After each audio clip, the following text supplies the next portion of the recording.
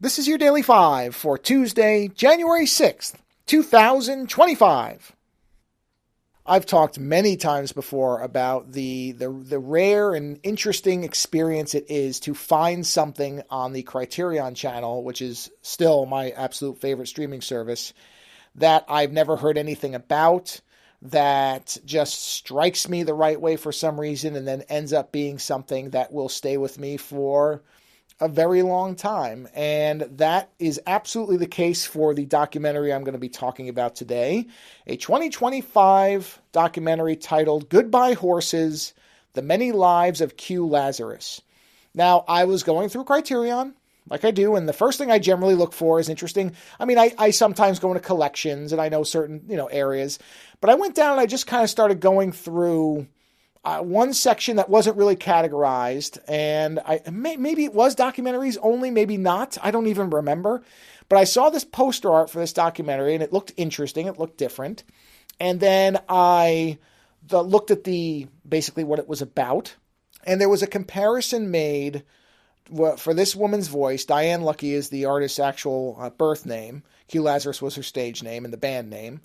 Was made between her voice and Tina Turner's voice. Specifically, Tina Turner's voice in the track that opens Mad Max Beyond Thunderdome, which is one of my favorite Tina Turner songs. And I went, okay, yeah, I've seen enough and I've read enough. I'm just going to watch this without knowing anything else about it.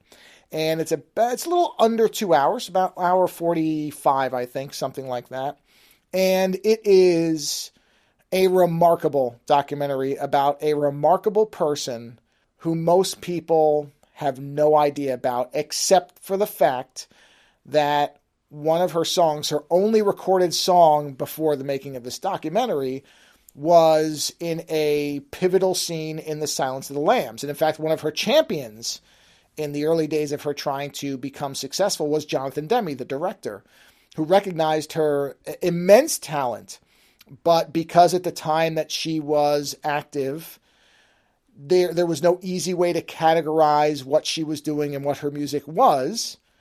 She just never found large-scale success. And that is one of the saddest parts of the documentary, which I have to warn you, it is not a documentary that's going to end in triumph the way some of these do. It is a very honest and brutally honest at times documentary about what the cost of chasing your dreams can be. And so I don't want anybody to walk into this with, the kind of typical syrupy expectations that a lot of these documentaries can have. But instead of that, what you get is something that will linger with you. And so much of it for me is the fact that this is a tremendously talented individual that most people, and to some extent, by her actions, she vanished when she realized the dream wasn't going to happen, and she kind of just put it behind her. And that's, I think, a familiar story for a lot of people. I've talked before about how I stopped drawing for a while because I came to a point to realize I wasn't going to be the next Jim Lee. And I just stopped doing art for a long time and then came back to it. And I'm certainly not comparing any of my talent to what this woman, the capabilities of her voice and her showmanship. It's just unbelievable when you see it, because there is luckily footage of it.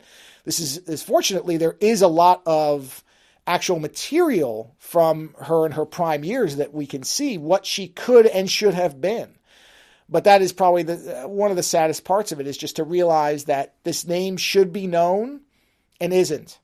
And, even though that is the result, and that unfortunately that the success did not come, I think it's important for people to see this. I think this is a person whose life and what the things she went through and overcame are things that people should see. Her name should be known, not to say, oh, well, she never made it, but to look at it and say, look what she went through and got through it and never really lost herself in the middle of it, where she easily could have at several points. I really can't recommend it highly enough. It's just a magnificent documentary and a wonderful document of a person who had an extraordinary talent and in many ways an extraordinary life, just not the way that she thought it would be. So again, the documentary is titled Goodbye Horses, The Many Lives of Q Lazzarus. It's $2 to rent on Amazon. It's also on Crtierion. Take the time and watch it. It's worth seeing. Later.